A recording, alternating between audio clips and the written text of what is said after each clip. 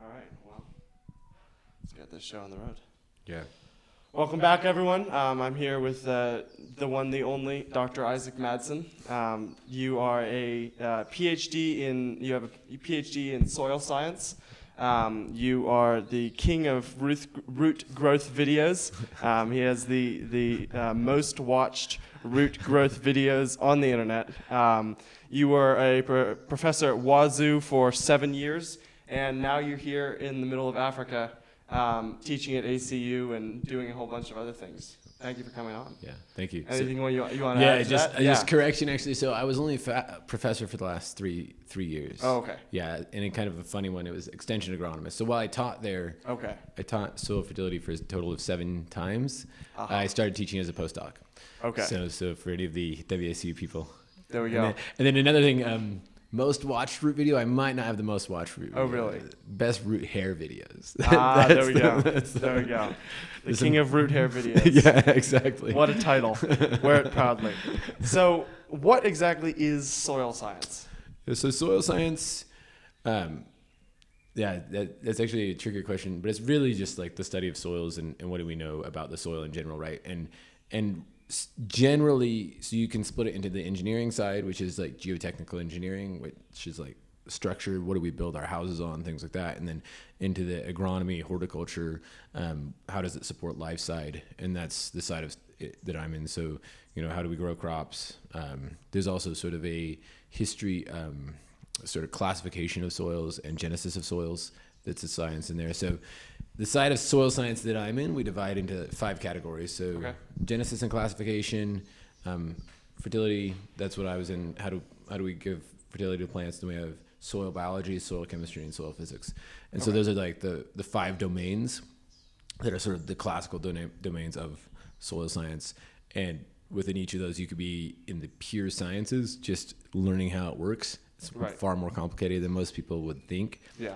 Or you can be in like the really applied, which is where I tended to be, was in the very applied, how do we grow? So my last job was canola. So it was, how do we grow more canola?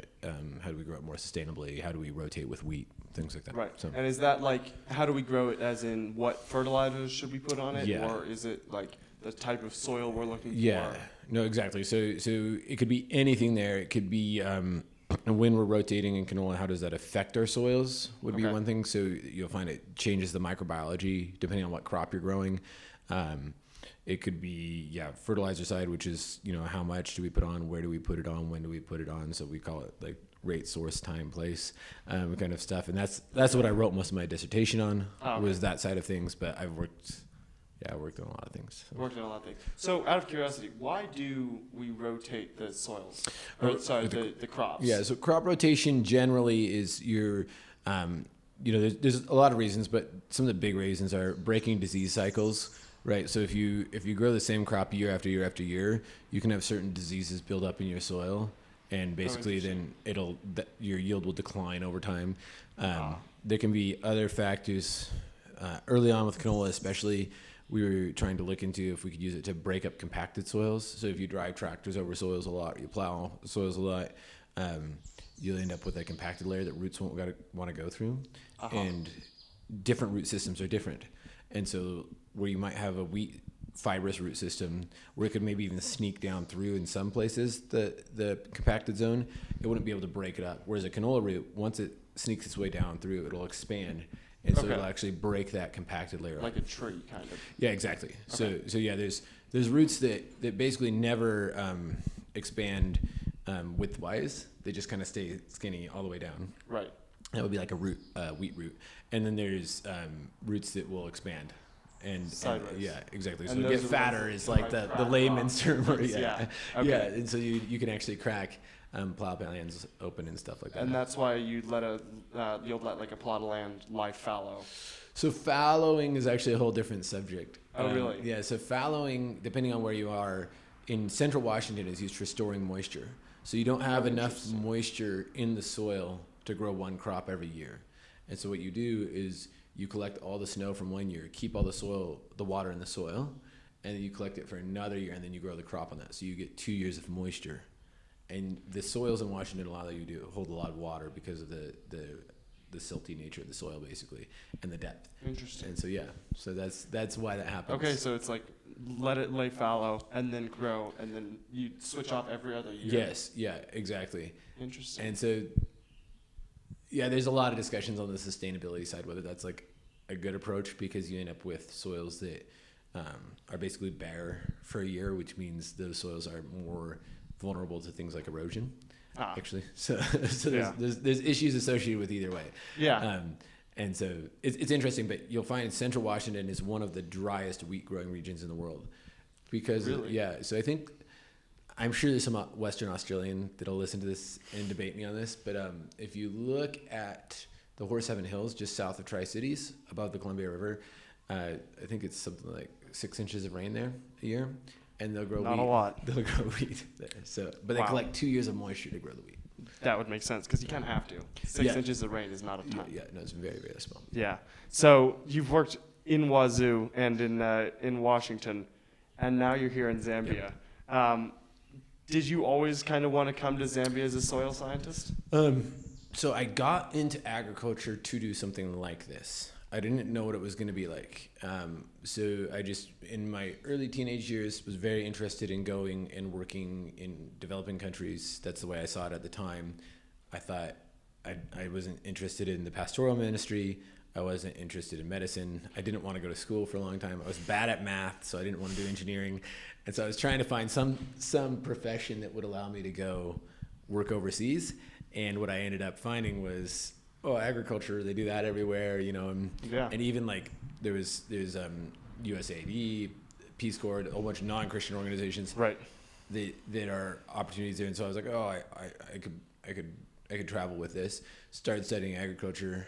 By the time I got done with undergrad, I was like, not like looking at USAID and things. I was becoming more skeptical of the values, right, in some of that. And so then I kind of had found that I just loved the science for what it was, and ended up getting a PhD in it. But the whole time hoping that I would have something overseas, and then, ended up here. And now you're here. Yeah. And agriculture is a huge thing here. Yeah. Is that true in other African countries, or is it mainly just a big thing here? Yeah, so in Africa, I've never been to West Africa, and I've never been to like north of Zambia actually. So I've been to Botswana and Zimbabwe and Namibia, parts of Namibia, and South Africa. And in general, you find like farmers wherever you are, but Zambians seem to be especially, I've never met a Zambian who's not like that much interested in farming. Yeah. And everybody's very closely, even in the city, they're always like growing these little farms and stuff. Yeah. So, why? I don't know. It's like Zambians love farming. It's a very interesting phenomenon, and it's great. I love it because pretty much all of them will try it. Yeah. I mean, it's good for food too. You got enough people growing food, eventually you'll have something that works. Except this year with the drought. So we're in a drought right now, so that'll be hard. Yeah. Yeah. So what did you kind of see in Zambia that made you come here as opposed to another place doing kind of agriculture, helping people out? So really ACU, so African Christian University, where I'm now. I just as I learned more about foreign aid and even foreign missions, which is what I'm classified right now, would be in foreign missions. A lot of it, the durability wasn't there. Maybe the local, church wasn't very interested in it. So when I looked at ACU, I said, okay, like these local churches here in Zambia, they want this, and they can use somebody with my expertise to come in and integrate into something that the church is locally trying to do. And so that gave me a lot more hope about the longevity, the sustainability. So that, so really, because I had kind of got to a point where I was like, man, there wasn't anything I was really interested in doing overseas. Just because if you're talking to people in that world, there's a lot of people that have worked on it for a long time, and then it's failed to hand off. And so, Yep. No, that makes sense. There's far more. I think Zambia was the second most Christian country in the world as of 2023, or at least nominally Christian, behind Romania. And that, well, the practical theology is a little trickier. Having that foundation, that groundwork, does kind of lay the soil for growing up. future generations. And there's problems with even that that I see here, where it's there's just a lot of syncretism with ATR, or African ATR for people that know is African traditional religion, and so there's a lot of syncretism that's gone on where similar to where you'll see a lot of nominal Christianity, but it hasn't really but functionally it's still African traditional religion. What's the difference between, I mean, African traditional religion is not Christian. Yes, yeah. What is it more like? I'm not the person to answer this question, okay. Because I'm trying to learn this right now. Okay. But talk to Pastor Califunga is what I would really recommend, because he teaches our class here at ACN on ATR. But from what I understand, and this is very much a Mzungu, what I understand, right. So I'm going to qualify that way. There's a lot more deities, a lot of spirits involved in things, and and so because of that, there's a lot of superstitions. So, like things I know around the funeral customs here. There's a lot of things you do at a funeral to basically ward off the evil spirit of the person that died, or maybe not even the evil spirit, the person who died. And you'll see Christian families still participating in some of those. So that's very interesting. Not great. Kind of like Day of the Dead? No, I don't know that. I don't the Mexican. The Mexican. Yeah, and so that's where I would be pretty fuzzy on that too. Okay. But I would really, I think it's a bit different than that. And you should really talk to somebody like Conrad and Dr. Mbewe or Pastor Califunga, because they have a good understanding. And not only that, they would be able to explain parts of it to somebody like you or I who didn't grow up in it. Yes. Because one of the things you learn here is that the culture we grow up in has all of these sort of, from a Christian perspective at least, has all these pitfalls and things the church can fall into, and they're just different than what you face in the church in Zambia. It's just a different set of problems. Yeah, and I was talking to my mother about this, but the U.S., even though, and much of the West, even though we're trying to throw off our Christianity, we do have that. We've had thousands of years of Christian teaching that has kind of influenced the way that we think about things much more than we realize. And coming here definitely showed me that in a lot of ways. Yeah, you really realize that when you, that's definitely something that I've noticed more being here, is being in what I would call a post-Christian culture in the U.S. versus emerging Christian culture that I would say is what we've got in Zambia. You're almost facing opposite problems. Like in the West, there's all these things, even in business, that you find that are kind of like relics of the Protestant work ethic or something like that that are still deep in the culture, even if people aren't nominally Christian. And then here you'll have the reverse, where those things won't be in the culture, and even though people will be nominally Christian. So it's kind of like a flip. It's very interesting. No, it is very interesting, and hopefully the West will kind of reverse its track currently. But seeing the emerging practical theology here, because there's a lot of even for the nominal Christians, there's a lot of the God, Jesus, Bible, but understanding that practically is a different step that I think they're still working on. But seeing that emerge is something that gives, at least me, it's like there's so much potential here. Yeah, so that's one of the things. I mean, that's straight up in the mission statement of ACU, is that yes, we teach agriculture, we teach business, we teach education. So we're not strictly only a Bible college. We teach a range of so you can get a job. Yeah, a range of academic disciplines. And one of the ideas is that in all of these things, we should be teaching from a Christian worldview, right? And so that's kind of an interesting. For me, it's a learning experience. And I'll caveat everything I'm saying by Zambia. I've only been here 6 months, and so I'm learning as fast as I can. But I don't have the depth or cultural. I'm sure if you talk to me in 6 years, You'll be a little farther down this road. Yeah, there's things that I'm saying wrong right now, or I'm misunderstanding what's going on. That Lord willing, I'll have a clearer understanding. Same here. Yeah. I am desperately trying to figure out what the heck is going on. So as I was talking to you earlier, not on this, but actually on Thursday, we were kind of talking about the missions conference back in Moscow is happening at the moment. What's the practical, what is the draw for people if they want to come from the U.S. to come to here? Yeah. So it depends. There's actually several levels of draw. So there's sort of my initial interest, which is like, I'm just the kind of person that loves experiencing other cultures. For one, it shines a light back on your own culture, a massive light, most definitely. And you realize a lot of things. So for me, especially with children, I always wanted my children to have a cross-cultural experience. So even if we don't, we hope to stay here long term, but even if we don't stay here long term, just the few years of time that my kids get to see what different parts of the world. So there's that aspect. There's the aspect, I think ACU for me was very, very unique.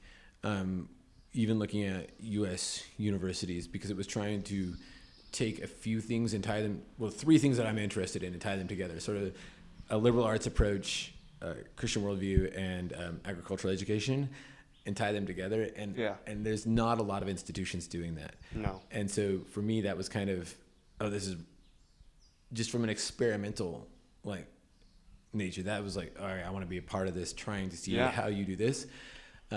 For other people, I think there's a lot of learning opportunities here, not just in the classroom, outside the classroom, but then even, we have some, especially in the theology side, some very solid faculty. Yes. And I think there's a lot of great experiences that can be had by meeting those folks and talking to them. So I think, it depends what your interest is. It's like pick your own adventure in Zambia, and what you want to learn, and what gifts you have and what you can bring, kind of. So no, that makes sense. But would you encourage people from the U.S. to move here, or are we not at that most people? So it depends on what you're moving for. Okay. Right. So to me, it's like the perfect time for me to move here. There's a lot of work to be done at ACU right now, and so for me, getting to work, helping build programs out. We're still developing the agriculture program.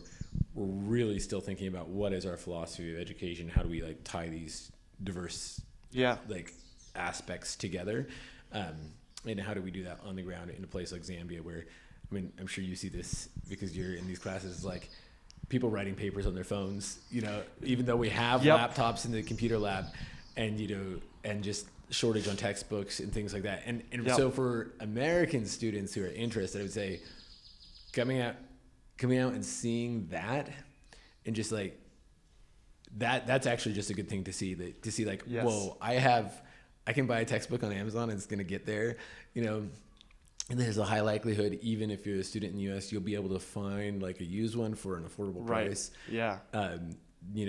All the access to technology we have that we just take for granted, good internet speed, is not something that's guaranteed here for our students. Nope. All kinds of things like that I think, from that perspective, I actually really would encourage U.S. students to come out and sort of get an experience of I don't know what to call this. I almost want to call it educational tourism, where it's so in agriculture we have agritourism, where people come out to the farm and see what farming's like. This is come out to Zambia and see what learning in Zambia is like, you know, and kind of experience here's the background I'm coming from. Here's some of the advantages, and sort of have your eyes open to that. And Lord willing, from my perspective, that if you are coming from a place like the U.S. where you do have just what I would say it's learning is more accessible, and so much more accessible, even online. Yeah, and just easier. You won't take that so much for granted. I know even for me, I was teaching online before I was actually out here, and some of the things that would happen in those classes wouldn't make a lot of sense. And then I came out here and I started, just some of the technological roadblocks, students who were, for instance, during COVID, when we were shut down in person, didn't have access to computers, so they're like writing me maybe like 2,000 word paper on their phone.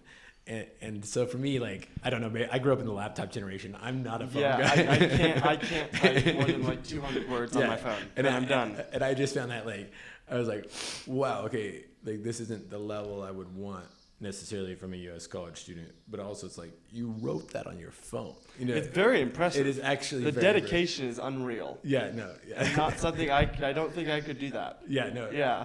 So that kind of thing is really, it's just eye opening, and so yeah, from that, like, if you're asking, do I recommend people come out here? Like, yeah, I would love. I think we're not quite set for this right now, but I would love to. I think you're like the trailblazer coming out here and taking some classes. I would love to have, you know, students who can just rotate through from one term, come out and kind of like experience it. And, you know, for instance, we're trying to teach some of the classical languages like Latin. Right. And we don't have a lot of depth on the faculty side even in that. So if you're a student who had experience like you have, I just use you as a case study. In Latin, it's like, okay, you can come out, help tutor Latin, but then you will learn a lot, I think. I was before I even came here, I was very clear. I'm not going for the education. I'm going for the experience. Because this is so wildly different from the U.S. Well, and I do think that we could actually. This is sort of a brainchild of mine right now. We'll see if it comes to anything. So it's not official. It's just like here maybe we could do something like this. What I would love to do is we do actually have the faculty to teach some really challenging, academically rigorous courses. And so I would love to have something where it's like, you come out for the experience, but you also, you know, you take some course lectures from like Dr. Mbewe or Dr. Backham or Dr. Kayumba or somebody like that. Or, you know, if, for instance, if you were coming from a strictly liberal arts school, you could come and take some agriculture classes from me that aren't accessible at your home institution. You know, and then you get the experience of life in Zambia. You get to do that. So that's kind of what I would love to see. Yeah, especially for New St. Andrews kids. That's the one education that you get for 4 years. And we can debate whether that's a good idea or not. But having like a practical skill that you can say, hey, Mr. Employer, here's something I can do that I've actually been trained in is something that would be fantastic. Even like a broader classification of the liberal arts. So right, because one of my sort of I know I'm kind of pigeonholed into my discipline of agriculture and soil science specifically, but one of the things that I'm very interested in, or ideas I'm very interested in rather, is this idea of so the liberal arts, right, are supposed to free us up to be our own teachers, to learn or to find our own teachers. Teach you how to learn. Teach you how to learn, and it has this great thing like liberates you from the tutelage of others or something like that. I can't remember exactly. There's big fancy words. Yeah, it's beautiful. I actually love it. It's my favorite, like, short, concise definition of what the liberal arts mean. But one of them is you find the real focus on like sort of, you know, reasoning, logic, rhetoric, things like that. But not so much on the what I call the empirical liberal arts. You know, so how do I take the world around me? Sorry for the camera, they can't see, but we're looking at trees on this side. You know, how do I capture the variability out there and make sense of it? And that's what we do in the field of statistics, right? And so for me, statistics is actually, I'm not a statistician, but the utility and the application across all sorts of disciplines is just so high that I would consider it one of the liberal arts. And I don't think that would necessarily be a common perspective, but that's sort of the way I think about it. Right, because it is used from economics to agriculture to, you know, language to all of public health. Right, like anything, because we had the cholera when you first came. There was a cholera epidemic on, and you know, how do we actually estimate how many people are sick? You know, things like that. So, like, what is the best way to do that? You can't figure out exactly who all has cholera. But you can use stats to estimate and give you some confidence. And give you like areas, regions where they are, which is very helpful. So spatial statistics is a whole different, you know, realm of study, and it's so interesting because it's like you could use it potentially. I don't know if this would work with cholera, but you could use it to predict where the next outbreak might occur based on, so there's Based on variables. Based on like where you've observed it already, and past cholera epidemics or things like that. Yeah. So there's and that doesn't, I don't know how well that works in actually in epidemiology and diseases, but I know in agriculture you can do stuff like that all the time, right? So yeah, no, that makes sense. But yeah, the unique value proposition for going back to that, the unique value proposition for a U.S. person is the different perspective you're going to come back with, and the appreciation for your own culture. Like I'm here now, and my appreciation for Christ Church and what's happening in Moscow is so much more. Yeah. Because I was talking to Gerson about this, but I was like, it's so tough to take advantage of the things that you have when they're mundane to you. Yeah. Right? And that's true sometimes here as well. Yep. It's like, you have such incredible teachers, Pastor Califungo, Pastor Bacham, right? Yeah. All of these people. And just the fact that they're always there makes it, you kind of forget what an incredible resource they are. Yeah, even Zambia, one of the really fun things about Zambia for me is the median age is, I think, 17 and a half, 18. Yep. So the youth and the vitality. When I first landed, that was and maybe you're younger, so maybe it doesn't strike you as much. But for me, growing up Portland, Seattle, which are, I would say, aging cities, really. And the US, aging and lesbian, so not good. So the average age is like 39 and a half. Yeah. Right? In those cities, I would say. So, well, actually, no, U.S. average is 39 and a half, I think. You're probably right. I don't know. I think so. I'm younger. I would imagine Portland is higher. Yeah, I'm younger than the median in the U.S., and I'm older than the median in Zambia. By a lot. Yeah, exactly. 17, like I'm older than the median in Zambia. And so that's like an exciting thing about being in Zambia is, and I think it's, people can kind of look at it and be scared, sort of, how are we going to find all these people jobs?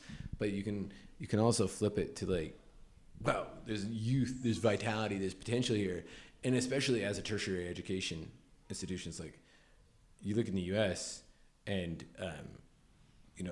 if you're somewhere like WSU or U of I or somewhere, like your potential population is probably shrinking. Right. Yeah. Especially as college becomes more and more irrelevant. I mean, many people, employers and students alike, are saying, "Is this really worth getting into $70,000-$80,000 of debt for this?" Yeah. I'm always a funny academic in that way. I've talked a lot of people out of university. So for me, I'm always trying to be super clear on this. I loved university, and I went all the way through my PhD, and for me, it's an extraordinarily rewarding route. Like, it was very, very good. But for some students, it's just not the right thing. So you'll run into, I actually ran into this with, in the U.S., you'd run into like farm kids who just wanted to farm their whole life. Yeah. And were really not getting the value they'd hoped out of the educational experience. Yeah, exactly. Yeah. And there was good classes, but I always wondered for them, it's like, man, if you just like chose certain ones of these and then returned to the farm, maybe that would be better than the full 4-year program. If that's really what you're going to do. Go ahead. Yeah. So one of the things I really hope we can figure out at ACU is a way to have, a few students come out from the U.S. every year. From wherever, right. For their sake and for ACU's sake. Yeah. I think there's a lot of value we would get out of that. Yeah. I will also say it makes you more anti-fragile.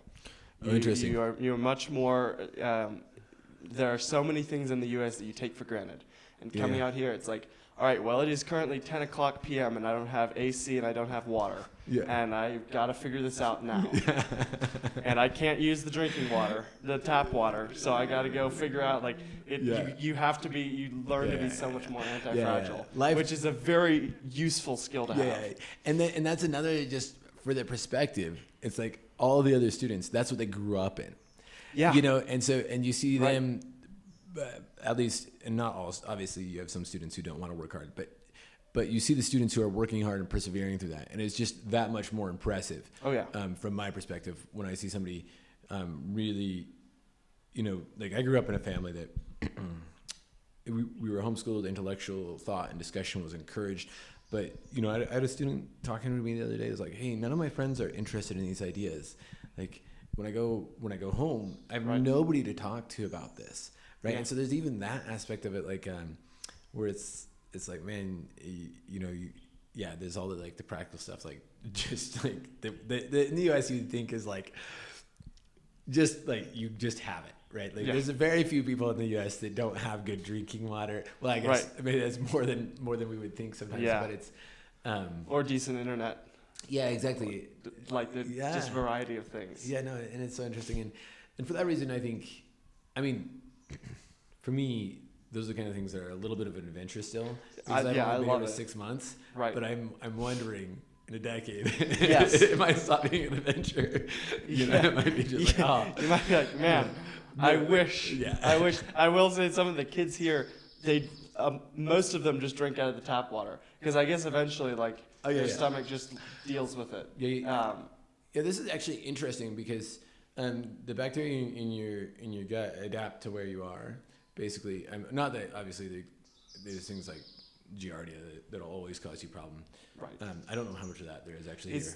I would assume cholera is similar. Yeah. Cholera is Always just bad. Yeah. But in general, what you'll find is that like I had a Nigerian office mate when I was in the U.S. and what you'll find sometimes is crossing the ocean the other way, people have stomach problems too. Because it's just different. Right. Yeah, it's just different bacteria. Not even a sickness. It's like you always have a ton of bacteria in your gut. Yeah. And it's just like changing. And so for me, and everybody's a little different, but I've traveled a bit even before this, and it's like, your stomach. Stomach issues just happen. It's just like, the way that if you it can't is. tolerate that, don't travel. Yeah. No, exactly. That's what I say. Yeah. No, it's true that a lot of the people here it's so much more admirable when they're working hard, because of like, for sure, they're working hard on like little nutrition with and they know they're not going back to like, a good home where they can have a good food and whatever. Like, it's so much more admirable. And even like good home can mean different things. Like even if you have a really good family situation. Oh yeah. Like just from a resource perspective. Right. Yeah. No, that's always something I've actually thought about here at ACU is like, just like it takes calories to study, right? And especially like this year when we're looking at such a deficiency in the maize crop, you can kind of like, I don't know, this is my first time experiencing anything like that. So check again in a year with me, right? What it's like, because it's kind of scary actually. So. Yeah, no, it is, and it's very interesting because in the U.S. there's much more of a consumer and not like a saver mentality when it comes to energy and calories, because it's like I can spend all my energy and then go get more, and that's like a guarantee. Yes. Is if I have the money to pay for it, which most people in the U.S. do, like to go buy a Snickers, I can go buy a Snickers. Yeah. Here there's much more of a reluctance to I'm gonna go expend all of my energy because I might not get it back. Yeah, and obviously I'm not trying to say there's no poverty or there's no hunger in the U.S. Right. It's just like the scale is and the standard is completely different. And the standard, the poverty here is, from what I've seen, much worse than in the U.S. And it's not like there's a structure. And one of the things I was talking to Jordan Bush about this, but one of the things that I appreciated most about the U.S. even before I left, as I was like thinking about financing all of the things over here, is the middle class in the U.S. is such a foreign thing, especially here. Yeah. Like you're either rich or you're poor, and there's not really an in between. Yeah, there's much less of it. There is some of it now. There's some in between. They're getting more developed, but in many third world countries, you're rich or you're poor, and if you're poor, you're really poor. And if you're rich, like you're kind of, as a general rule, probably going to stay rich, right? Yeah. Which is a very, America's kind of falling into that. But the fact that we still have a middle class is such a unique blessing. Yeah, and and I don't know, I just haven't lived here long enough to know, but I don't know like how well it is retained through the generations. But I definitely know people who are better off who goes back a few generations. Yeah. So that's really interesting, and yeah. You should, like, I feel like I'm probably gonna watch this podcast in like 3 years from now and be like, oh, I didn't know anything. Yeah. I'm very curious to see how my perspective develops after 6 months. Because I've been here for 6 months. I'm trying to learn, the language on the streets and talk to people. And it's also a very odd year because of the drought we're in, and so the inflation has been really bad. So I can tell you when I first got here, I think a 25 kg bag of cornmeal, which is like mealy meal, right? The staple was like, I think closer to 200 kwacha, and now we're like at 350 kwacha. So you're talking about almost doubled. Yeah, you're talking about it wasn't quite down at 200. I think it was already in the 220s or somewhere in there, but it's at least added 100 kwacha. So it's at least gone up by, I guess it would be 50% if I'm doing my percentages right. But yeah, it's gone up a ton, and that's like. And that's like the foundational. Yeah, food. that's the majority of calories consumed. And so you're talking about that, and it's like, cool. And that's not just that's not just from a production standpoint. That's like also like international monetary policy and energy markets and all these things playing together. In Zambia, you're a relatively small player, and so. You can't control the price of oil, which dictates the price of fertilizer, which is one of your biggest inputs. So I was helping some students start a little like maize farm, and they made the budget out for me, and I was just shocked. Like urea fertilizer, the nitrogen for the maize is like such a massive part of that budget, and that was really surprising and interesting to me, and then from I'm an agronomist, so. I'm always like, okay, so we need to grow more legumes because they fix their own nitrogen. That's just the way my brain starts going that way right away. But it's very interesting. Yeah, yeah. So what do you see as the future of Zambia? Where can we get to? What could this? And you talked about potential, especially with the 17-year-old median age. But what could this country be? Yeah, so. Probably ask a Zambian that question, really. Yeah. You get some Zambians on here and let them think about it for a while. I mean, from my perspective, I'm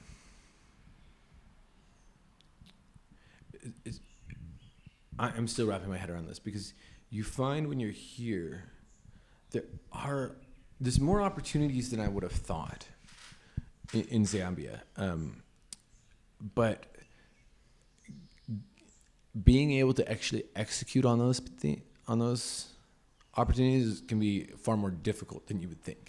Right. So, for instance, I always tell people from the U.S. it's like, if you want to come to Zambia and just live like a perfect U.S. life, you actually can. It takes a lot of intentional, like, sort of isolating yourself from things. I do not recommend it. Yes. I don't recommend it because I think you will lose the value of being in another culture. But you can just like. You can go to the fancy grocery stores like ShopRite in the malls that are basically like U.S. Mall. Like there'd be like little differences, but it's basically like U.S. Mall. And then you can just drive right back to your Walden house, and that can be your life if you want it to be. But what I found, sorry, this leads back to that question: where can Zambia go? Is like, I think sometimes people have this perspective of Zambia or other parts of Africa, like everybody's like living in a little village with like growing like and there's certainly a lot of that. Yeah. And actually the funny thing about thatch roof huts is they cool themselves. It's actually like a very good technology in some ways compared to other houses. This is one of those things you learn there. I don't know if you've noticed this, but we have the thatch. The thatch, it's way cool. Oh man, I will go there from my office because my office is kind of like this, where it's like a concrete building with a roof. Yeah. And if it gets warm, I have to run the fan in there. Especially because there's metal roofs on a lot of these. Exactly. So then if you go over to the thatch and all the heat, I guess, I haven't looked into this, but I guess all the heat goes up to the top of the thatch.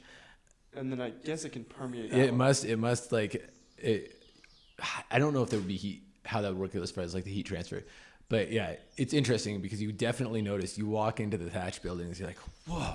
Oh. This is nice. Natural AC. Yeah, no, Yeah. exactly. This is so nice. So you don't need the AC if you're living in the thatch. Yeah. But now I'm getting way off topic. But so one of the things that you find is there's some like giant commercial farms that are doing a really, really good job, and they need, they want crop consultants, and they want these things, and so it's one of the things I'd be really interested for ACU is like developing the next generation of crop consultants. But sometimes like taking that first step of, instead of thinking about starting, a little chicken farm or a little maize farm or a little yams or whatever, like it's kind of like the standard because it's lower risk, right? Sometimes the taking that step to take the bigger risk, bigger payoff is just, I think, and I'm not sure, I haven't looked around enough to understand why, but it's very difficult for people to think that way or take that risk. And so that's because every commercial farmer that I've visited with here in Zambia, when they find out what I did in the US, is basically like, why are you teaching at a university? You should be doing crop consulting, right? Like, and so for me, it's like, well, I shouldn't be doing the crop consulting. Let's get some of my students in here to do this. And so sort of bridging that gap. And I don't know. Yeah, that's another one to come back to me in 6 years, because that, to me, that would be actually one of the measures of success. If I look at the ACU students that were graduating out of the agriculture program, and it's great, don't get me wrong, like if you want to start a chicken farm or a piggery or whatever, but the margins in those businesses are like, anytime you're in commodities, the margins are just so tight, and you basically have to rely on scale. And so I'd be interested, like, how can we help, more knowledge economy develop? That was also one of the things I first noticed here is in the U.S. we have like a safety net that's kind of already built in. Yes. Like if I wanted to go start my business and it's high risk, high reward, and I fail, that's okay, because now I'm actually a much more valuable employee. I can go get another job, right? I've learned a ton, and then maybe I can start another business. Here, you fail that. You're kind of like, you're on the ropes as far as whether you'll stay afloat or not. Yeah, and that's one of those things that's just like, that's another reason I encourage folks like from the US to come out and experience it and just thank God for what you've been given. Yeah. Because you do, like, for me, right, this never did happen for me, but I say I'd gone into a business venture like that, I would never have gone hungry because of it. I could have moved back and with my parents, and I could have been like rock bottom. But rock bottom, there's different levels of rock bottom. U.S. rock bottom is not Zambian rock bottom. And not to, and once again, I don't want to, I know people that have been at that level in the U.S. and it's hard. Like, I'm not trying to negate the difficulties. But I'm just saying, so I think that is part of the contributing factor of why you don't, so like, how do you, one of the things I thought about is like, man, can you like build a business incubator where you award capital to like the best business plan, and not just like you loan capital to the best business plans that you see coming out, and then not all of those loans are going to get paid back, but the objective, so it would be sort of like high risk. I know there's microfinance projects like this with other NGOs and things. That's much more of a long-term investment. And it's one of those things where it's like, it's interesting because you need the owner to have buy-in and risk associated with it, right? Because if you're just handing out money, capital, so the owner has to have the buy-in, they have to have some risk. But if they know, like, there's like, okay, like if it does fail, there's something to fall back on. I don't know. And somebody smarter than me should be building that infrastructure is tricky. But I was talking to Lennox about this as well. Oh, really? Okay. On a previous episode. Good. You had him on. Okay. Yes, I did. Okay. Yes, which was really fun. And that was a fascinating episode. But he was saying, part of it is the government does so many of the things here, and from like road building to setting up that infrastructure, and they're helped a lot by the Chinese. And so it doesn't feel from an individual's perspective, it feels a whole lot harder to start. Because why would I, right? I've got the government here who's gonna do all these things for me, who's gonna set that up. But I don't really need to. And he said that he was saying that like the creative freedom we have in Christ is like the freedom to go out there and do that kind of thing. And that's a total mentality shift that would make it a lot more Western in a way, but would also make it far more productive of like, okay, I can go get this thing done, right? That is a possibility for me. Yeah. Which is very much not a thing here at the moment. It's kind of like, I don't want to risk everything because everything I bet, I'm betting my whole hand. Yeah. And the layers go so deep on this kind of thing actually, where it's like, layers go like, because the resources are lower, you're more likely to have to. So, for instance, I have a friend who is saving up. They're middle class, whatever. I don't know. They're better off than say a lot of Zambians, but they were wanting to travel, and because they never traveled before, and so they're kind of like saving funds to do like a small trip. But then their family got in some trouble, and in-laws, and so then they had to go support that. Right. And so you see things like that happen quite frequently. So the social network. The state does play a big role, but also there's like and I'm probably not the guy to talk about this either, but there's like there's a high likelihood that you're gonna run into somebody in need that's in your social network, and you're gonna have to support them. So social networks here are huge. Yeah, they're giant, and so developing a pool of capital to start something can be very challenging. It's too. Much tougher. Yeah, exactly, because there's a higher, or even repaying a loan, right, is much harder because you like, well, Aunt so and so is sick, right? So everybody give in whatever, like give 500 kwacha, which would be a lot of, but everybody give like 500 kwacha to help out Aunt so and so, and so then from the business perspective, there's a real struggle there, and there's all kinds of things around that I don't fully understand, so I'm a little bit hesitant to talk about them, but you kind of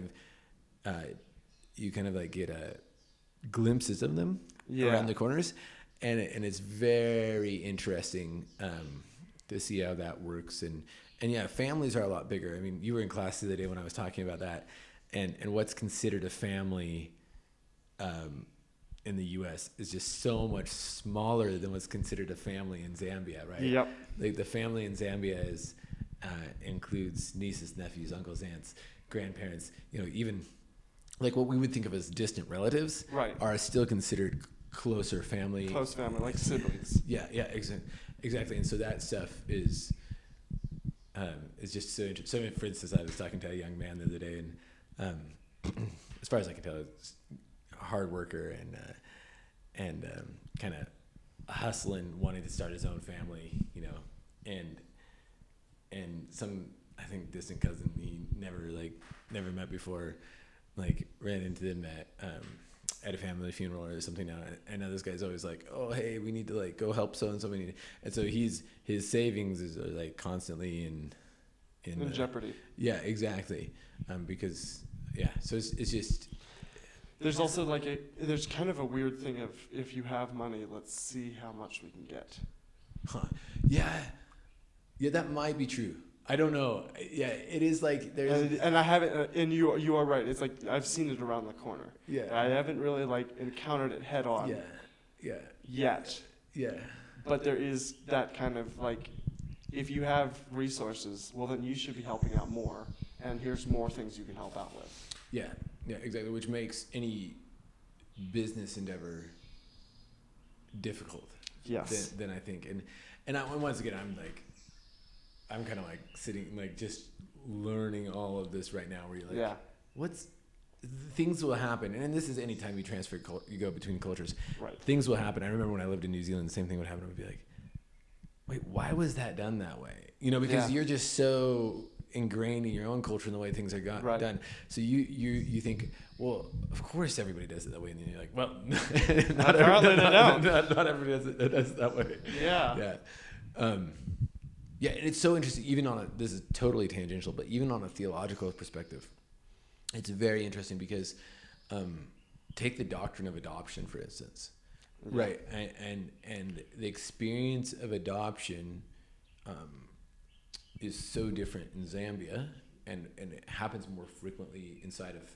It's just very common that you'll end up, you know, your brother might say, hey, like, you know, I've got too many kids around the house, you know, here's some, you know, can you keep so and so, and so they're effectively adopted at that point, and that's a very interesting one to like watch and see, like, you know, how do these new parents who now have essentially an adopted child, like how do they treat that child, you know, and you'll see, at least I've seen some experiences of this in Christian homes that are just like awesome, right? Like, and I know it's not always that way, but in the U.S. adoption is so much more rare. So when you talk about and so much more difficult. Here it's like, hey, can you take my kid? Yeah, sure. So I think now he's yours. Yeah. So I think legally here, this is one of those things where it's you know, you might have a bit of a run-in, just like you know, what's on the books and the laws versus what actually happens in the culture. Right. It's so interesting because that's extremely common. I mean, I don't know if you know anybody that's happened to, but for me, I know several family situations like that here, and yeah, if you tried, like, so say for instance there was a Zambian child and I wanted to adopt a Zambian child, that would be and part of this is because I'm Mzungu, right? Right. It would be extremely challenging. Yeah. So to do that, and a lot of legal and bureaucratic. Right. Yeah. Because I know people have done that also. Yeah. The Zambian government seems to be a little more hesitated with outsiders. Yeah, but I think rightfully. And like, it's a good hesitancy. Yeah. But I was talking to Ben, and he was like, why? He was like, I don't really understand it still, because it's like almost all of the white people coming here, which is white people are Mzungus, by the way, in case they've heard that. But almost all the white people coming here are coming to help. They're not really coming, or you know, there are expats that are kind of coming to retire, but a lot of them are coming to help, not really to like, let's see what I can take from. Yeah, and that is just a massive topic. I don't know if you've read the book Dead Aid. Dead Aid. No, I haven't. It's basically on the problems associated with foreign aid. It's the reason that I was so hesitant to do something like we're doing now, is reading books like that. I really recommend it. And she's Zambian. The woman that wrote it, I'm gonna get this wrong, but I think she trained at Oxford, as an economist. And wow. Yeah, it's a very interesting book to read, sort of on the history of aid in Africa and some of the downsides of it. So I think, and the other thing that you'll find, the hesitancy is that you'll have, right, like, so I always have the option of just buying a plane ticket and flying back to the U.S., right? Like, I always have the option to go back to the richest country in the world. Right. And so, and a lot of people, have a social network there set up. Yeah, exactly. And for me, I actually own a home there. And I have a super, like, strong supportive family and a strong supportive church body with lots of resources comparatively and job opportunities there, right? And so I think one of the things you'll find is that a lot of Zambians will have known a lot of Mzungus who come out, stay for 5-6 years, and then leave. And if they've become very dependent on that friendship or very close with that person, it will make it's like it's just challenging, right? Because Yeah. you then this person is gone, even if they still care about you, still love you, but for whatever reason, like there's many good reasons you would move back to the States. Yeah. I think most of the ones I know are like generally it's aging parents, it's trying to find opportunities for your children because it's hard to find work opportunities for your children here. Yeah. And things like that. Right. So anyhow, it's Yeah, no, it's definitely friendships here are also very different from the U.S. and are much more tightly woven. Like back in the U.S., I could have a friend that I didn't see for, like, I'm not seeing my friends for 9 months, right? And that's like something that could totally happen. And then I'll come back and they're like, oh, hey, it's you again. Here, it's not very much that way. Yeah. You're very interconnected with your friends and almost like family. Yeah, and I don't. That's once again like give me 6 years and I'll tell you what I think then. Yeah. And honestly, we're chatting about things we're probably not experts in at this Nope, point. definitely not. But actually, like it'll be kind of nice to have this record of a podcast because I can definitely see myself 5 or 6 years from now and like, what was that guy thinking? Yeah, what was that guy? Total idiot. But at least it's on the internet. Yeah, now it's on the internet. Yeah. I'm an idiot. So we've got that one sorted. Yeah, which is it's fun and fantastic. So you were a soil scientist, and you went through kind of that whole process of becoming, the PhD, and then working in the field, as far as the scientific field, not actual field. I mean, you did that too. Can you kind of walk me through the journey that you took as a Christian? Yeah. Getting your degree, because I think you've mentioned that was kind of tougher. Yeah. So for me, it all comes back to idolatry, right? Like, as with most things. I'll just say that. So for me, right, it was interesting. Like I said, in undergrad, I wanted to avoid too much schooling. I never thought schooling was what I would enjoy. That's actually why I didn't go into medicine. And then I started studying, in agriculture. And you were like, dirt. Yeah. That's the thing. Yeah, no, that's actually so it's so funny because even in my last year of undergraduate, I was working in a lab. That ended up being the lab that I would do my PhD in. Dr. Bill Pan, great professor at WSU, retired now. Anyhow, I was working in the lab and he said, hey, I've got master's and PhD positions open if you want to just go straight into that. I was like, nah, like it's too much school. It's too academic for me. I went and farmed for in the Columbia Basin, giant potato farm for what is it? It was just one growing season, not even a full year, one growing season. And I very quickly learned that I did not want to be a farm manager. And the hours were fine. It was super, super long hours. I actually kind of enjoyed that part. It was one of those jobs where because of the hours you're working, you don't have time to spend your money. So your bank account's just kind of growing. Yes. And it's before Amazon, so you can't sit on your tractor and order something. It's but I really quickly learned, just as a mechanic, I'm not a very okay, I can fix my own cars, but I'm not a very good mechanic. Right. I can't weld. All these things that the other farm kids had, and then just even some of the management decisions. I think now I would be better because I've matured some. But I remember one day my boss just chewing somebody out on the phone and just being like, "Man, I never want to do that."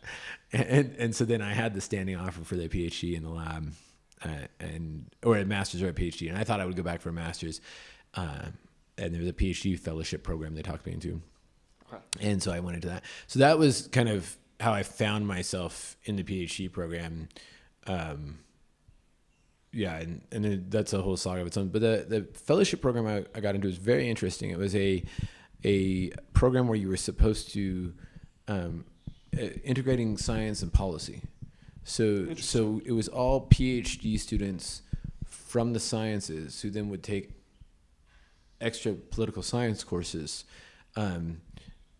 specifically related to nitrogen issues, so fertilizer really, and losses to the environment and how it can pollute the water and things like that.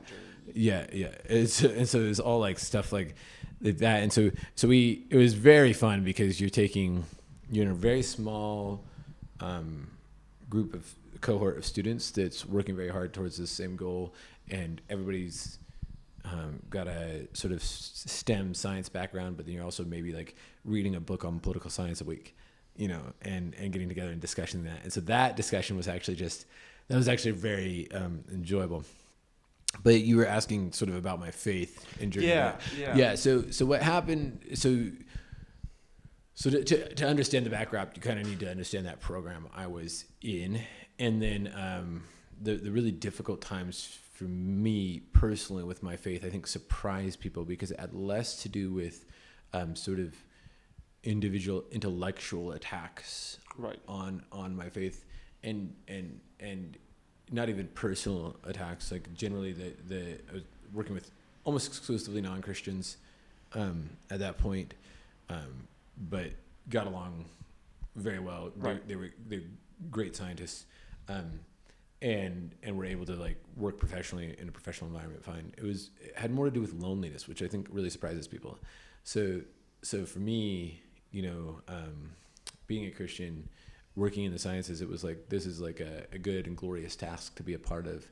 And why aren't there other Christians here with me?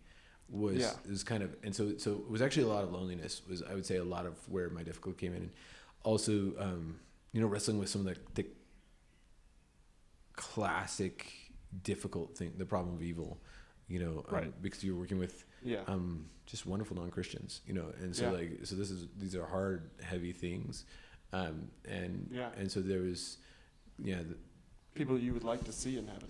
Exactly. Oh yeah, and love, and still love to keep up with them and chat with them, and so good friends, and so that aspect of it, and then also, I think this is just typical of people in their 20s, maybe just wanting to have like rational certainty of things.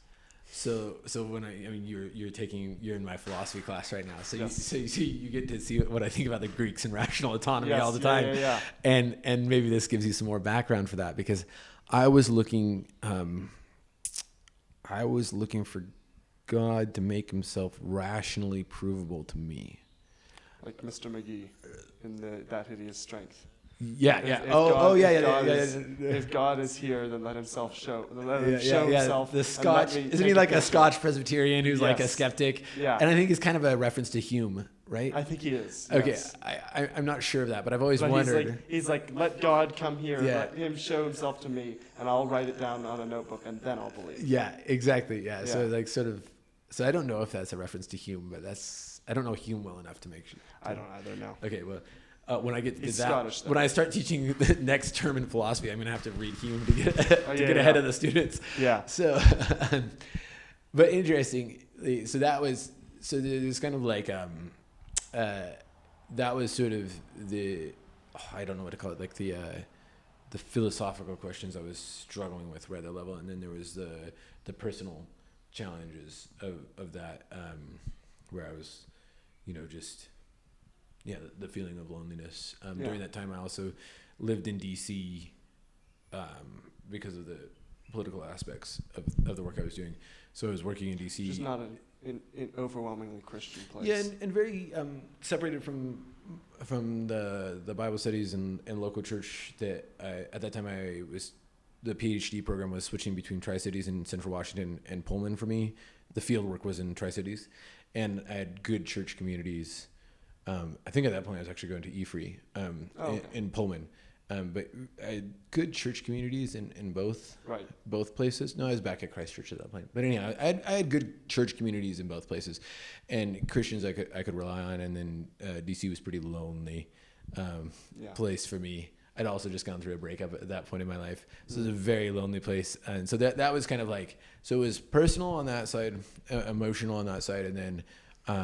I think prideful on the other side of really like, okay, God, like make yourself rationally provable to me. So for me, it really came back to like, okay. That's probably more as a scientist, especially. I don't know if it's a scientist. I think it's how curious of a person you are almost. Really? Yeah. Because like I don't, because I think you can be curious, but not. Like you don't have to see a rational proof. You don't have to like see God's face personally. Yeah. No. It's what makes how skeptical you are, because one of the things. Yeah, that's one of the things for me is, and this is probably a product of of my homeschooling more than anything is, I like to know why things are. I really like to know what's going on here, Right. and why it's happening the way it's happening, and not just take it for granted. And so for me, it's always, and that's a great trait for a scientist, right? Yes. Because that's kind of what you do. Yeah. You're trying to explain that's what people pay you for. Yeah, exactly.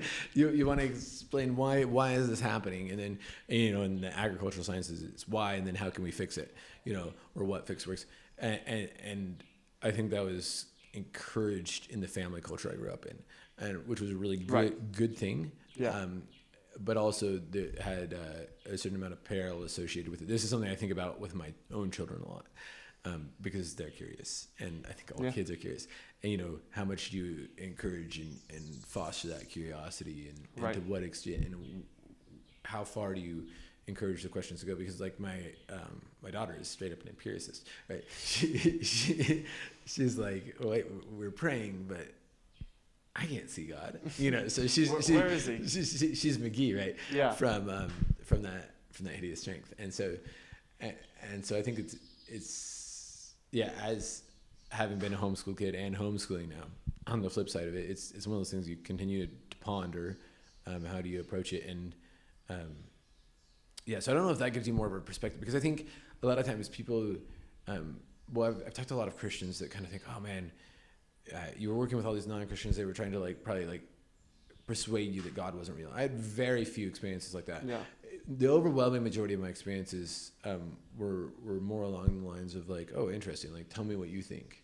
Yeah, I find it's more the case that when we're working with non-Christians, it's kind of the same thing that the Christians in Rome in the first century were running into. Whereas it's they're interested because they see it as you were telling me at another point that you were working with a guy who was a homosexual, and you see that as, okay, that's part of him, and in a way they see Christianity as oh yeah, that's one of the things he practices, just because he finds that truthful for him, right? Which is a very weird thing, and it's not a Christian thing, because then the problem they have is when the Christians say, not only is this true for me, it's true for you, and you must abide by it, right? Yeah. Which is and it's doesn't, I would say, probably because I've worked with many non-Christians, and it doesn't really come up when you've got a job in front of you, but when it's when you're talking more about your personal life, then it kind of becomes more aggressive or abrasive, maybe is a better word, because it's Christianity should be, you should be a Christian. Mm-hmm. Which is I think the attack is, that kind of attack is what they find unpleasant. Interesting. Yeah. Of so I'm not sure I fully understand it, but I think you're saying, well, in the Bible we find that Christianity is going to be an offensive, right? Oh yeah, of course. And you've, at least in my experience, and maybe this is the relativism of the West.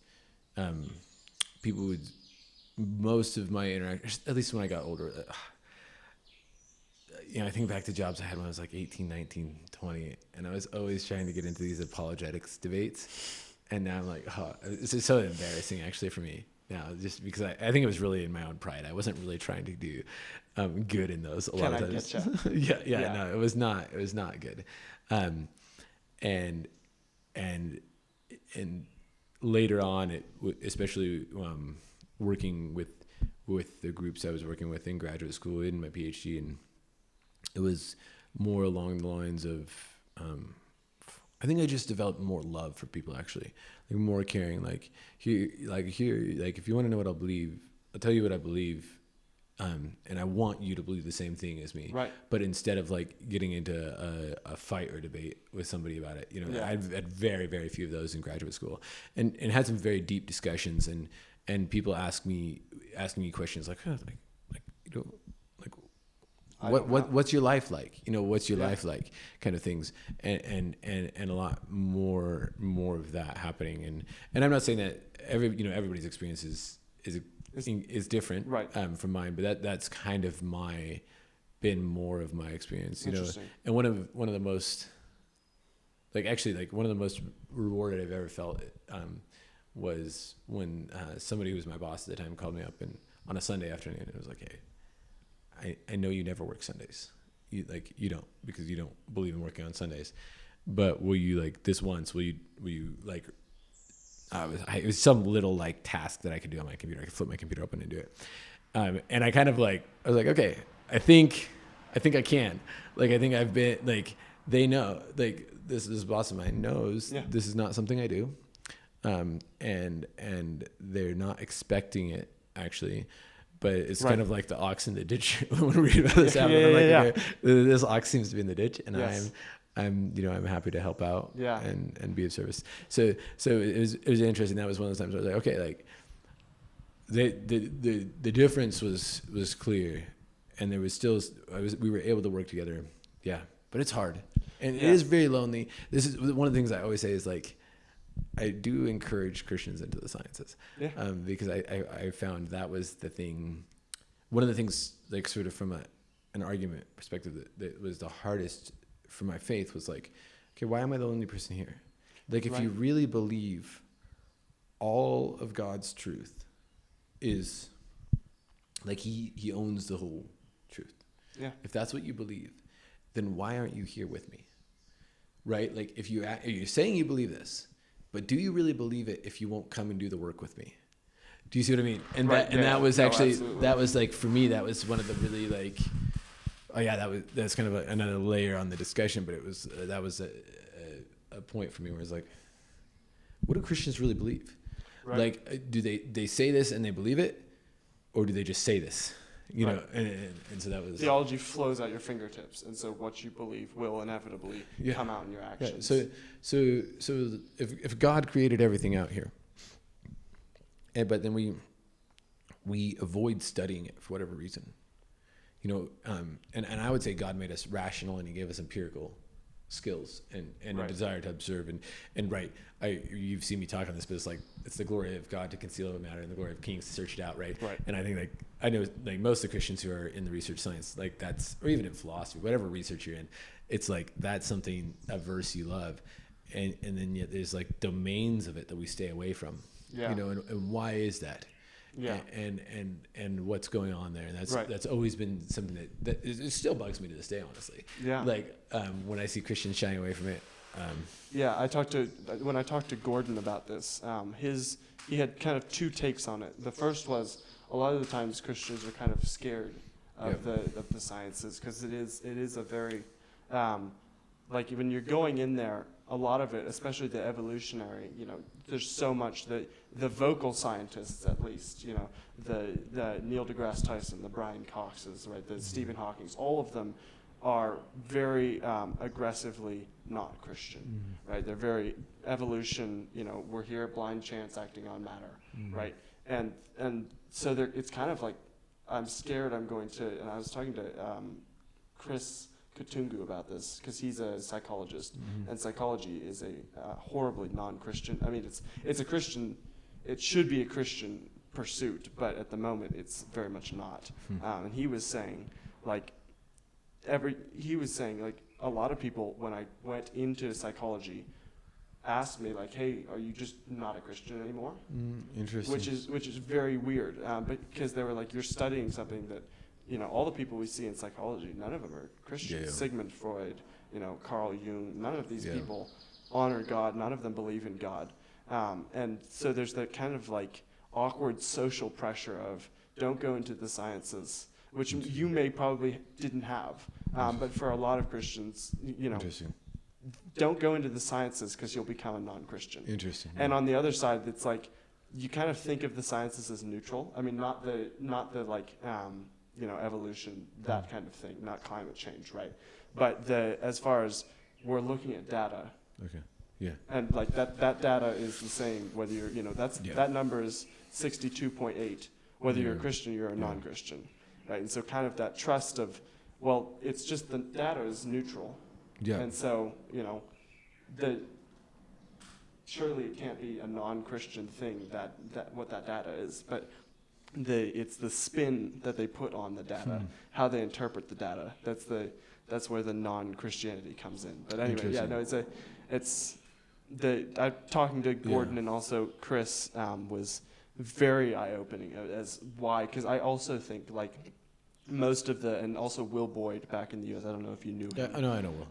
But he was always like, all of the people I know except for like Gordon are non-Christians, and they're some of the most like environmentally like, we do need to save the whales, right? Yeah. Even if they're doing it for the wrong reasons, they're the people out there doing it. Yeah. Right, which is it's sad because it's like we're Christians, right? We have the best reason on earth to be doing this, and we're not. Yeah. No, I honestly get quite frustrated with the church over this. There's multiple layers to it, but it is one of those things. I think kind of what Will is saying is like, right. If God made all this, like if He made all of it, then there should be nothing we're afraid to discover. And even if say you start studying something and you're like, man, I don't know how this fits, right? Because I would agree with that. Like I would say, man, sometimes things it's like, okay, how does this fit with Scripture? I don't know, right? Like you can run into evidence where it's like, how does this go? Like I don't know how it goes. It's like, well, trust God, right? Like because in a way, if you're not doing that, like I guess what I would say is trust God and study more, right? Like if you're not doing that, then in a way you're conceding that there's a part of the truth out there that's too scary, right? Which, and I want to be really careful here because I don't want to I don't know. I guess I don't want to be speaking out of pride, and I don't want to be condemning people for trying to make wise decisions as far as their own personal walk with the Lord goes. But for me, a little bit when I see that, I'm like, well, how much do we believe in God then? Right? Like, does that make sense? Yeah, no, it does.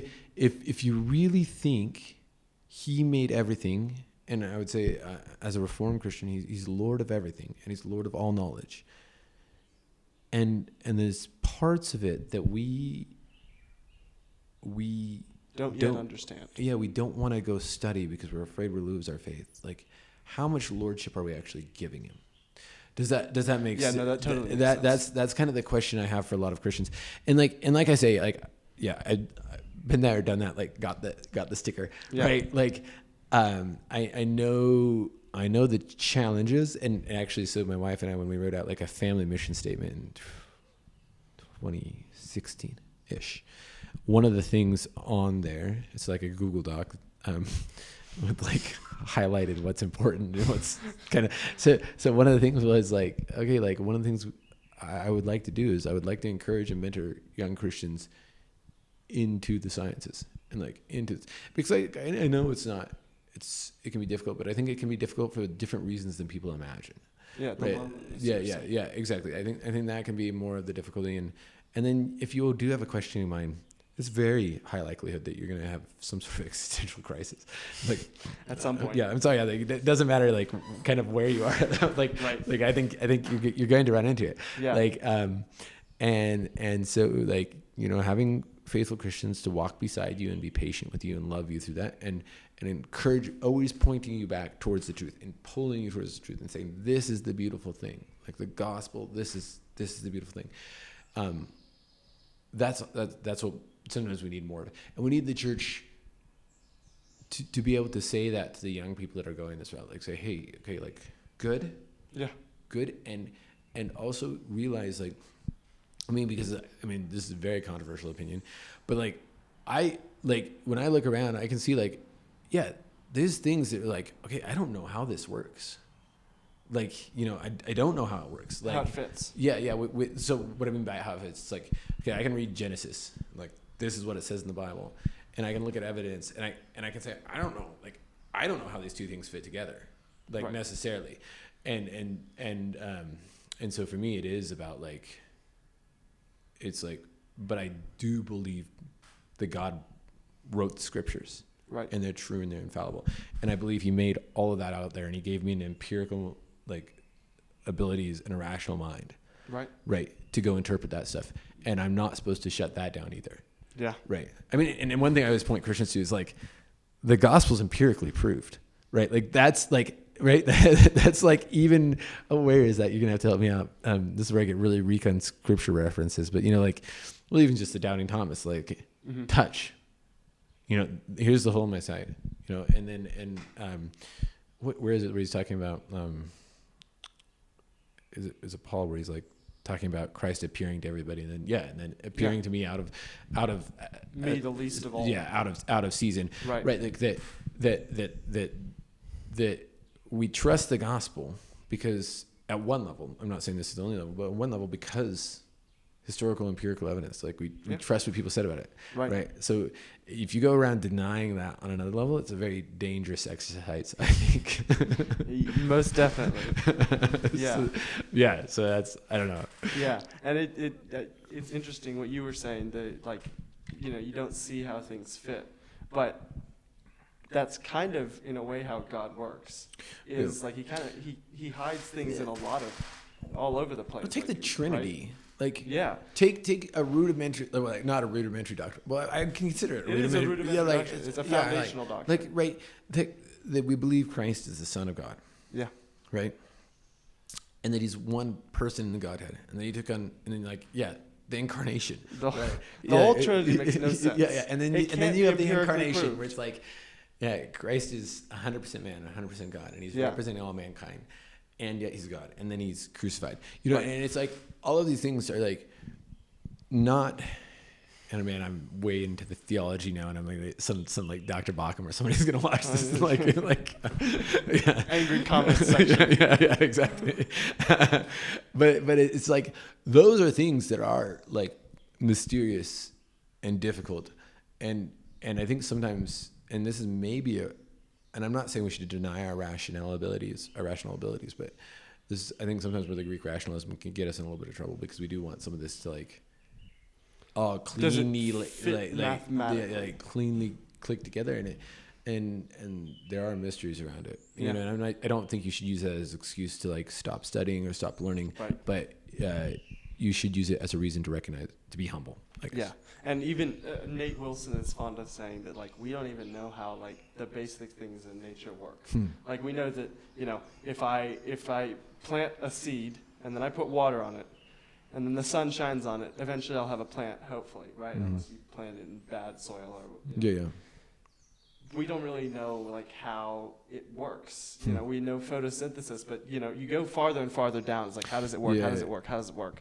We don't really know. Yeah. We just, and I think I was talking to Jordan Bush about this as well, is like, you plant your seed, and it's like, to an extent, if you were an outsider, he used the analogy, if you were an alien that came to Earth, and you saw us putting all our seeds in the ground, and you're like, what are you doing? Yeah. It's like, well, we hope that in 9 months or something, we're going to have plants. And he's like, do you know? Nope. Yeah. We're just hoping because it's happened before that it'll happen again. No, exactly. And the beautiful thing on the sciences side is that, like, you, and this is, I guess, maybe a theological belief I have, like, I don't know where to fit it, is like, we can tell you actually so much about the processes of how that plant grows.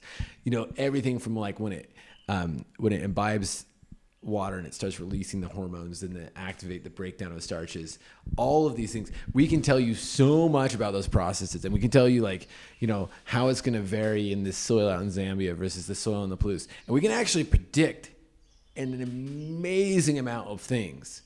And yet at one level, you're right, like the more you push back the levels of knowledge, the more you learn there is to learn, right? And I think for me, like, was just talking about the Greek atomists, right? It's so funny because I'm teaching chemistry and I'm teaching the Greek atomists in philosophy, and it's just so funny because it's like, okay, they didn't know about like the periodic table, right? Atoms. Yeah. They didn't know about protons and neutrons and electrons, and yet, in a way, they like foresaw it from a philosophical perspective that is and you even super mentioned, like, interesting. Atomists. we're literally people who are like, okay, the Earth everything's built on foundational particles. We don't know what they are. We don't know how to find them. We don't know what they look like, but and then we know that they're there. I'm gonna say this is terribly embarrassing. Which of the atomists? Epicurus. Epicurus actually thought it had to do with mass, which is so interesting, because like now the periodic table, it's like, right. and we talk about the atomic mass, right. It is so interesting to me. Yeah. That those they get far beyond the scientific abilities they had to discover stuff. But they were making actually this, like, I guess you would call like extremely prescient like guesses, like for lack of a better word. And they thought it was all like fire and water and earth and air. That's what they thought everything was. Yeah. But it's and so it's like us today, we think it's all, it's all whatever. I'm not up on my physics. So whatever the quirk or whatever, whatever it is. Yeah. There's so much more to learn. Oh, yeah. And it's, the glory of kings to search a matter out. And also it's like God hides, in a very real way, God hides the gold way down below. Yeah. Right? And it takes a lot of effort to go get it and to find how does this fit with Genesis, right? How does this this come together? But it is rewarding, and it is what God has commanded us to do, right? And so what would your what would your advice be for Christians who are thinking about going into the sciences, but either feel insecure about, either keeping their faith or kind of the social pressures there, or people who are in the sciences currently and are kind of struggling with the same things you struggled with? Yeah. So find as best you can, like find Christian mentors who've done it before you. So if you're at AC, right. I guess you can discuss with me. So find Christian mentors who will disciple you through the process. Don't neglect reading your Bible. Do not neglect reading your Bible, no matter what else you're studying. And don't neglect meditation and your time in prayer. Like that's what I would say. And then remember that if you believe God is who He says He is, and to be extremely humble. For me, most of these idolatries, however they manifest themselves, especially in the research sciences, are in some way associated with pride. And so I know for me, right, like I wanted God to be subject to my rational ability, right? Like straight up what the Greeks did, in like whatever 500 BC, I guess 300-ish BC. Yeah. And so remember those things. And it's, whatever you do, whatever path you're taking in life, there's different challenges, to each individual path. And so to me, it's not like these challenges are unique or never. And be patient with your Christian friends too. That's the thing I would say. Because for me, it can be, I can be as frustrated with Christians about some of these things as anything. So just, I don't know what else to say. I think, discipleship, finding somebody to disciple you is super, super important. I've done that a little bit over the years, mixed rates of success. But like, that's something I really encourage. I don't know. Yeah. I don't know what else to Pride say. is the fundamental human sin. None of us have conquered it yet. Going all the way back. It's very annoying as well. You think you're doing something, and then you think about, now I think I'm doing something. Yeah. Exactly. And meditating and loving God's law and remembering who He says He is and what He's promised, right? To you, and holding on to those things. Yeah, and one of the glories of creation, just as we're looking at it, all this out here, is it's very humbling. Yeah, and I would say enjoy it. Yeah. Like enjoy it, because I've loved everything that I've got to do, like in a very real way. And there's always the hard times, and the difficulties, but overall, if you're in the research sciences, you're just getting the one of the most massive privileges any human can be. Like there's legitimately things that we got to see in the lab and do in the lab that nobody, like theoretically we might have had an understanding, but we were getting like the videos of roots. We were getting to see things happen in a time lapse in a real time that people had never like got to show that way before. Right. And so in a very real way, you're getting to be the person that sees it for the first time. Yeah. And that's like knowledge that like, from my perspective, that's like knowledge. That is the knowledge that God hid from the beginning of the world. And you're getting to like seek it out and find it.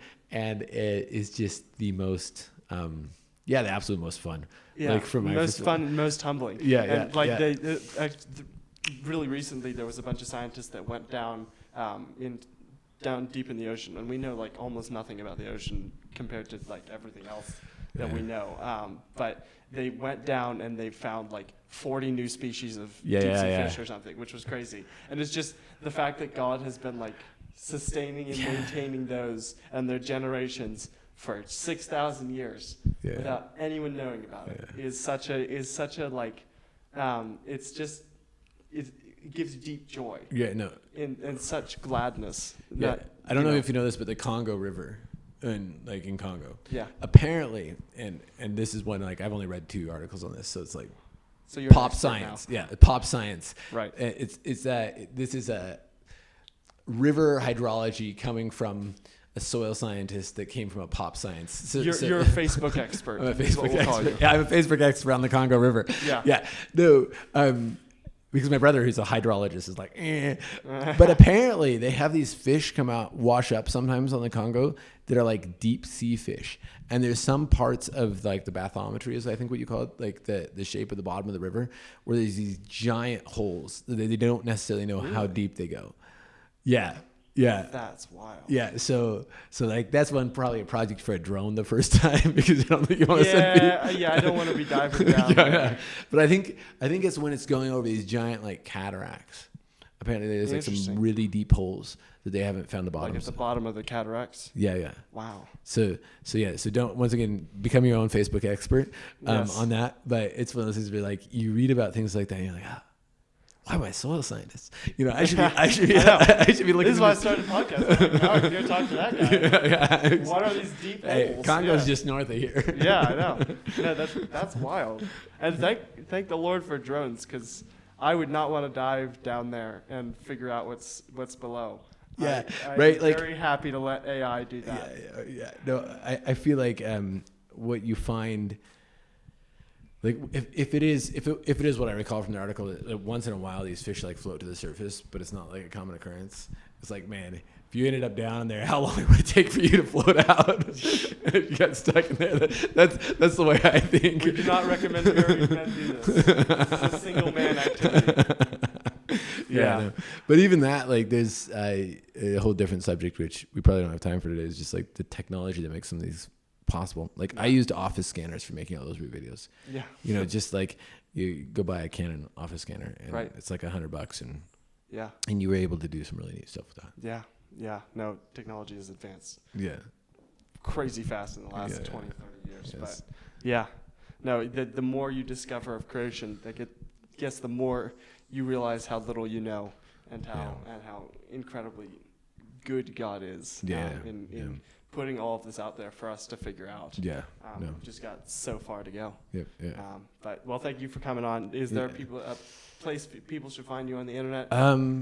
Maybe in real life, apply to African Christian University. Yeah. So real life there, we have a missions, like we're here through a mission organization. So I have like a little blog there, and then we have a blog we try and update like once a month, although we're behind right now, so actually I need to go write an article. We're about 2 months behind since classes started. I basically haven't sat down and just written up a blog for it. But yeah, you can follow our family on there. I think it's raininitsseason.com. And I can give you the link. Yeah, I'll put a link below. Yeah, and people can kind of see the pictures of the kids too. So. Which is fun. Yeah, and Faith. The prettier half of the family. Yes. 90% of the family is prettier than me. So. Thus is life as a guy. Yeah. Very good. Thank you for coming on. This has been fantastic. Thanks, Jackson. Hopefully it'll be encouraging to lots of people. See you guys.